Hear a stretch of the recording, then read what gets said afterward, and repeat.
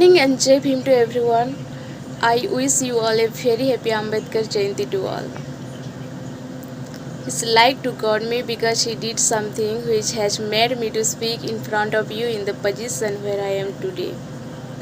Again, good morning and Jai Bhim to everyone. I hope you are all doing well. My name is Liza. I am from Sonpur, Orissa.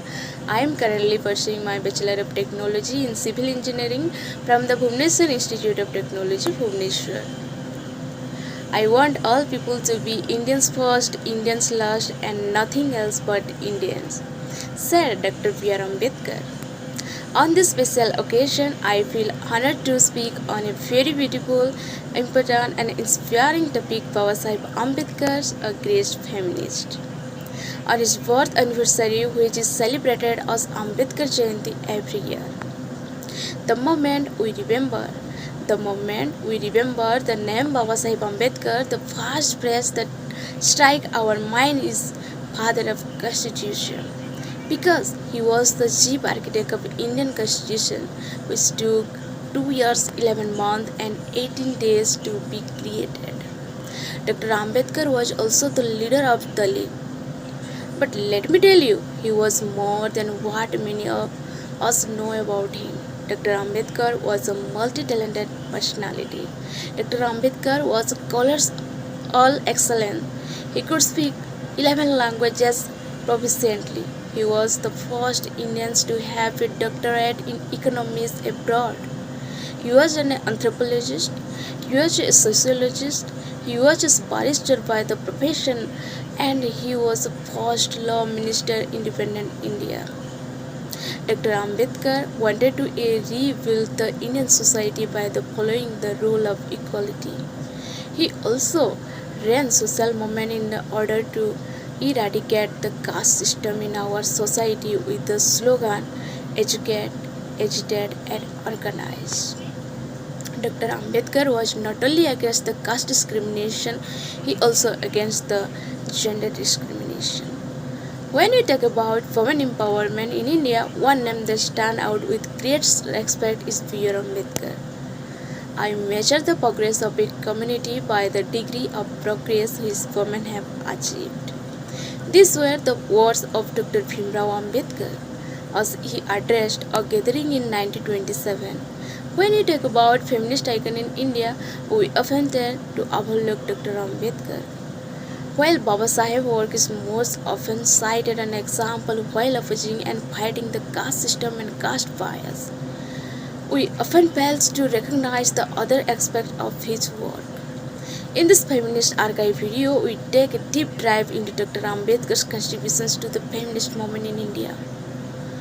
Apart from the numerous speeches which highlighted his basic belief in the equality of women, Ambedkar's theorization of the interlinked nature of the caste and gender-based oppression in India was a pioneering feat.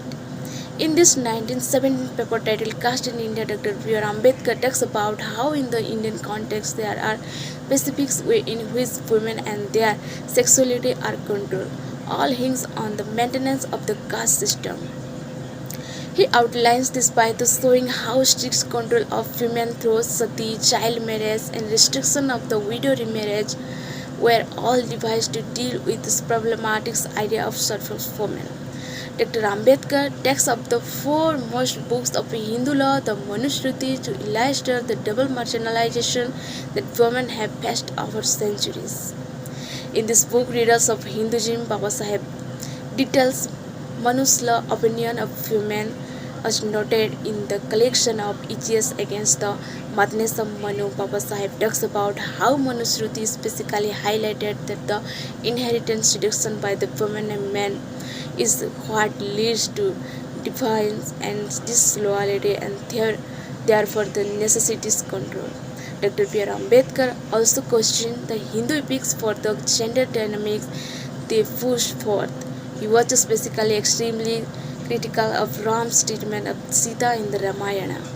Dr. Ambedkar wanted women to have a great participation in all walks of life, especially in the political arena. Therefore, as a legislator under the British regime, he was one of the first people of the road for the rights of working women. He wrote extensively no women's operations and the foundation newspaper like Muknayak and Briskris Bharat with section that exclusively covered women-centric issues. As British India's first Indian Law Minister Dr. B. R. Ambedkar continuously pushed for the family planning measure for women and ensure the enactment of the universal adult franchise. Legalizing voting rights for women and the several other marginalized groups, Ambedkar was also the one to introduce the Hindu Code Bill to facilitate the legal recognition of women as equal citizens in this country. The bill granted women the right of divorce and the right to inheritance and provided for the legal recognition of intercaste marriages. What warrants to be the noted and highlighted in the Dr. B. R. Ambedkar stood by his suggestion and this belief in the face of opposition from the conservative members of the parliament. In this resignation speeches, Dr. Ambedkar said that while he was uncomfortable with the working of the cabinet and the government for some time, he never resigned earlier because he wanted the Hindu Code Bill to become a law. When the bill was delayed repeatedly and thus finally dropped because of a lack of time of discrimination. Its discussion Dr. Ambedkar handed in this resignation. Dr. Ambedkar influence also led to the passage of various other pro-women acts like the Equal Remuneration Act in 1976 and the Dowry Prohibition Act of 1961. Legally initiating women equal wages and this criminalizing dowry. Dr. Ambedkar wanted to build a society based on liberty and equality for all.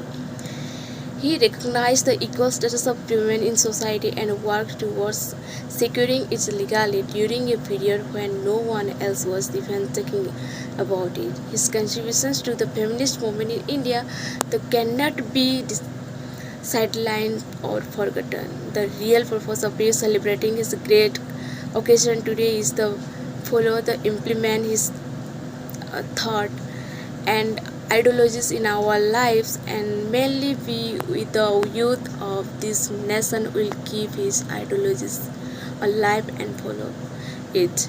Thank you. This opportunity was for me, all about from my side. Thank you. Save him Navapataya.